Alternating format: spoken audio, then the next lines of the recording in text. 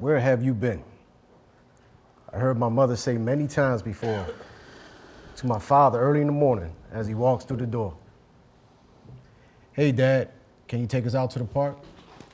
"Not today, I'm tired, plus it's getting dark." "Maybe next time, kids, I'm sorry." But I watched them get all dressed up just to go out to a party. I always wondered how many children my father really had, because many times I heard someone else calling him Dad. Often out in the world with people I meet, they would tell me about my dad, his reputation and respect in the street. Wondering, should I be proud or ashamed? Do I really know him or just his name? Out here in the streets, he was well known. How can all these people know him better than us? We live in his home. "Mom, I never want to be like him," I used to say. "Son, you're just like him in every way." "How can you say that, Mom?" I used to holler. Then one day I looked in the mirror and I saw my father. This poem / letter, when you listen to it, you can easily say my father's the villain in this story.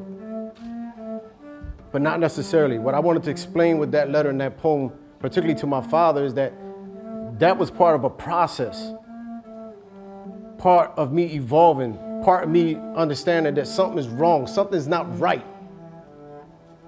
So what I want to be able to do is take you through a journey through my eyes, what I witnessed, what I've seen. Because at the end of the day, my father was my hero. My father is my hero. My father is someone that I looked up to. And he knew how to love me the way he knew how to love me. Many years ago, I was about 8 or 9, Christmas Eve. It was pretty much a family tradition. You open up one Christmas present. And I'll never forget, me and my cousins, my brother, we were on the kitchen floor and we were playing around with some of the toys, and the police came knocking at the door and they told my father, said, "Listen, there was a home invasion in the neighborhood. Somebody's dangerous out and about. If you see anything on your property anywhere, please let us know." My father said, "No problem." As he walked to the backyard to do a little inspection, behold, he found a man sitting out in the back with a knife. But as a child, I turned around and I looked at my father. All this rage, all this anger is like, how dare you come into my property, my house, around my children, my family. My father jumped right on this man. Started to beat this man. To the point where my mother went outside and alerted the police. The police had to get my father off of this man. This man, when the police came, they grabbed him and they handcuffed him. They started to bring him to the house.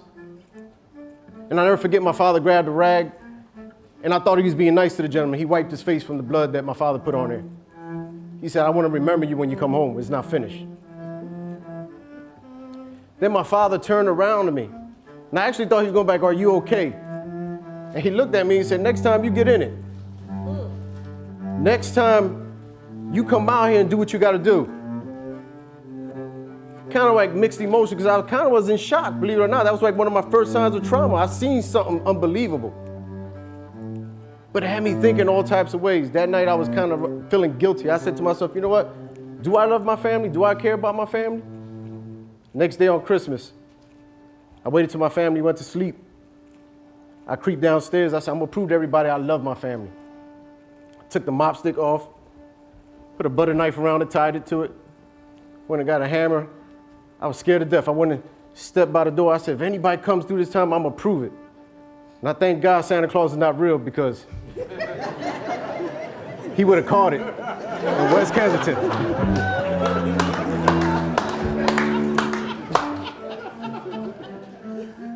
But as we fast forward through that journey, you know, I watched my father. I was in awe of my father. He was smooth. He was a ladies' man. But also he had a fierce side to him, but he loved his family in a certain way. We lived in a community where he had to protect us in a certain way. He only knew how to love us in a certain way. He was a protector, but there were certain things he couldn't protect us from. Things that he couldn't protect himself from. At the age of 16, I found myself arrested. Charged with first-degree murder, facing life in prison, and the death penalty. I was a teenage father. I had a girlfriend pregnant. My son was born while I was in prison. A year and a half later, my father was arrested for murder. We ended up in the same prison together. I shared the same block with my father in prison. We went to trial, separate cases. My father was next door on trial for murder. I was next door for murder. My mother had to go to both courtrooms. My father ended up beating his homicide, but he called a federal case, so they took him out of there. And I remember him saying bye to me and hugging me. But one thing that stood out for me is like one day we came back from court, we were going back into the jail, and we were getting shook down by the correction officers, and they looked at my father and they looked at me and they said, look at that, like father, like son.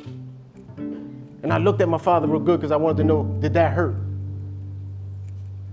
And my father always had this poker face. And as you fast forward, my son, Eddie, started to grow up in the visiting room. I watched my son grow up in the visiting room. 8.5 years. 8.5 years of my life in prison. I was 16 with a baby, watching him grow in the visiting room. And I remember writing my son letters saying, you know, when daddy gets home, we're going to be together. Nothing ever is going to separate us again. We're going to be right. And I sold him all types of dreams. Then that day came home when I did come home. That day came when I did come home. And when I came home, I remember my son clinging to me, holding my arm. I was confused. I really didn't know how to be a father. But I have this boy who was just happy. I think he was just saying, Dad, I finally got a father. He's here. But being confused and not knowing how to deal with that,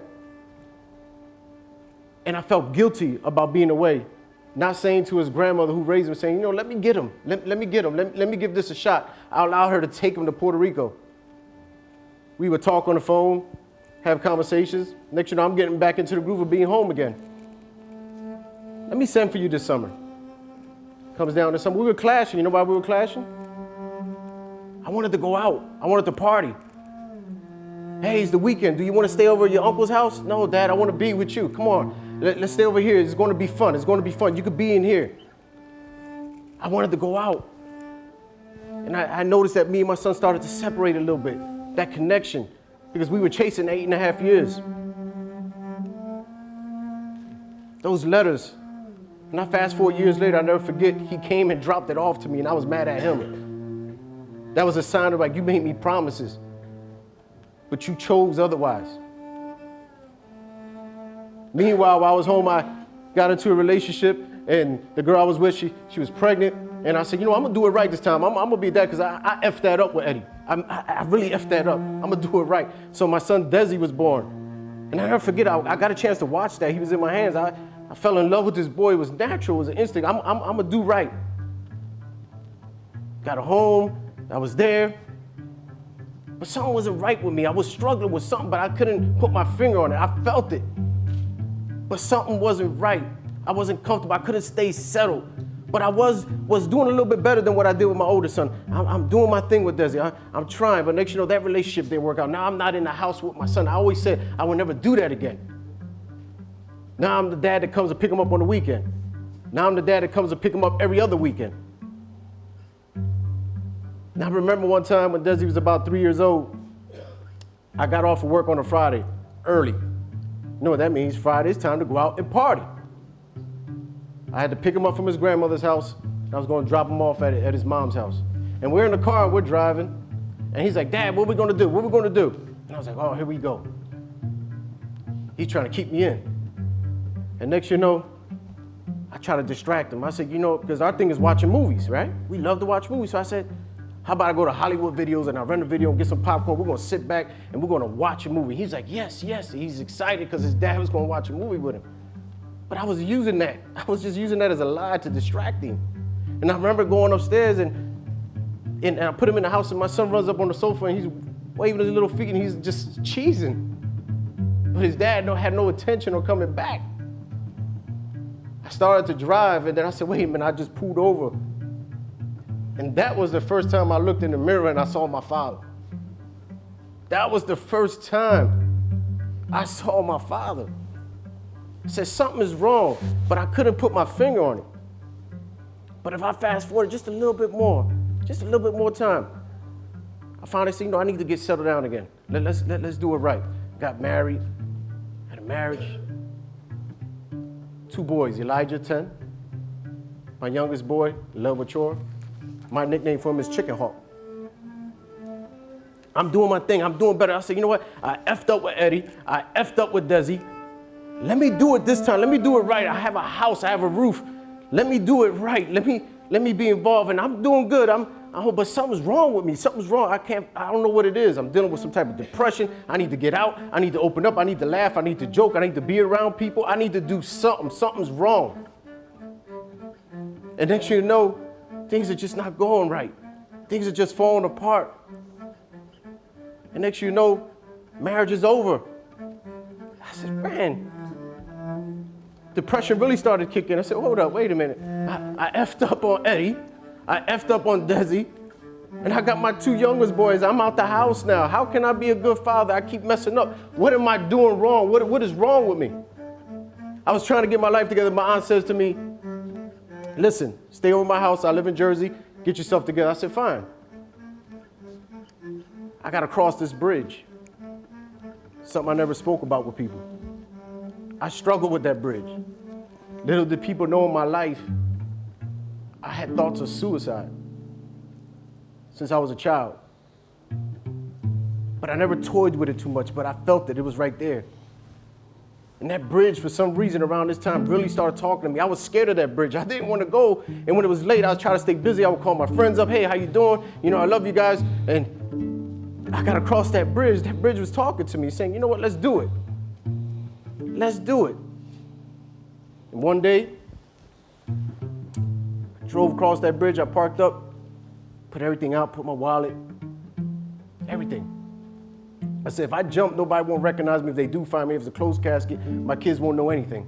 And when I went to walk, I was stopped by some type of security. Said, it's kind of late, you can't go up there. I said, okay, but that was a rough night for me. The next night, I went back. This time I was going to do it right. I parked up in a certain area. I was like, you know what, it's time to do it. I loaded everything, took everything out my pocket, and I started to walk. Nobody was stopping me. Then I noticed I left like a credit card or something in my pocket. I said, man, this is going to give up who I am. So I started walking back to my Jeep. When I opened the door, my youngest boy, Chicken Hawk, was Skyping me. And I said, man, do I pick up? And when I picked up, he was like, hey, Daddy, what you doing?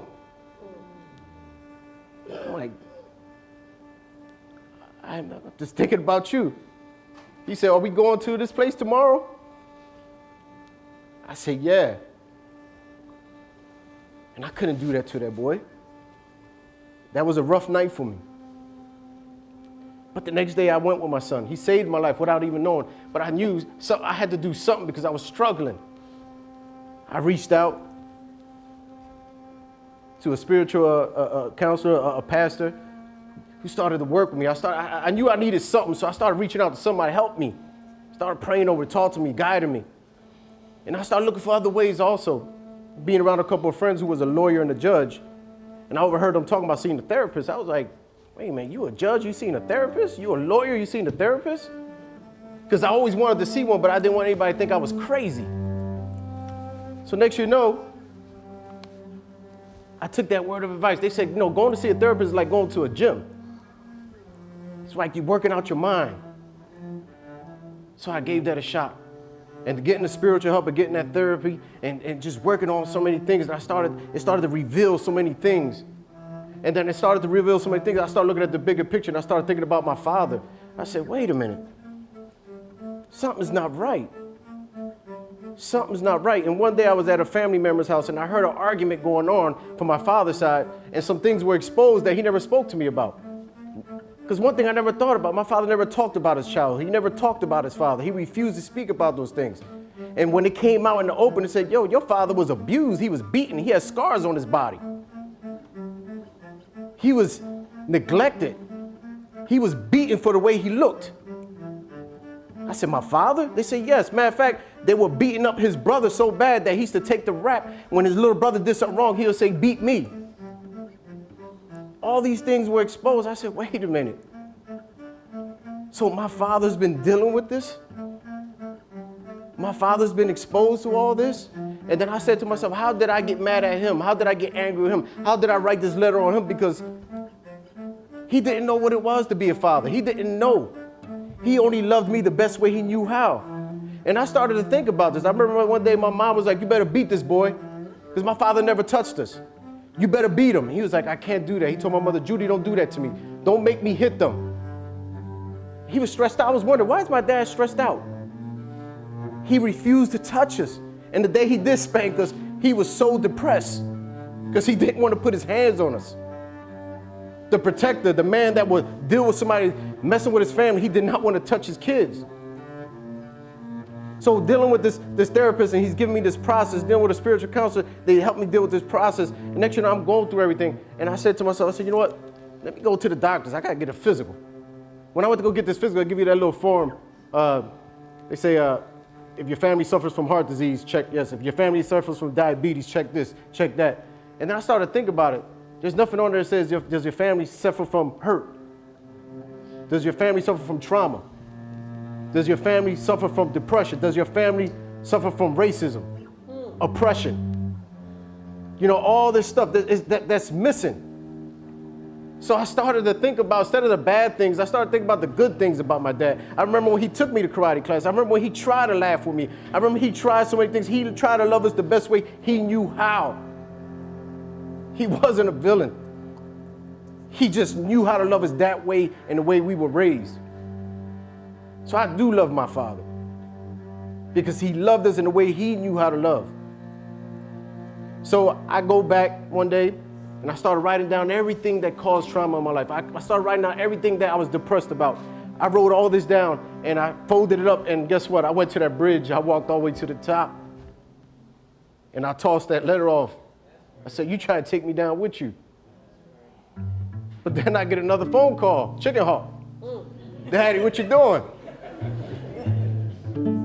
I said, watching the sun come up. He said, can I do that with you one day? I said, sure, we could do that. So I pick up my son one day early in the morning, and we watch the sun come up. We watch it, and we plan to watch many more. And just one thing I want to say is that hurt that passes down, it's like carbon monoxide, it goes undetected. It could destroy a family, it could hurt a family. If you don't pay close attention to what's going on, the trauma, it could kill you. I love my father. I love my boys. And when I look at that chart of evolution, I start to say, you know, we're evolving into a better Desamour, because you know what? I'm doing a little bit better than my dad. My son is doing better than me, and those boys are going to do way better than me. And then sooner or later, we're going to perfect a good Desamour. People say there's no such thing as perfect, but I think so, because we're going to keep trying for that.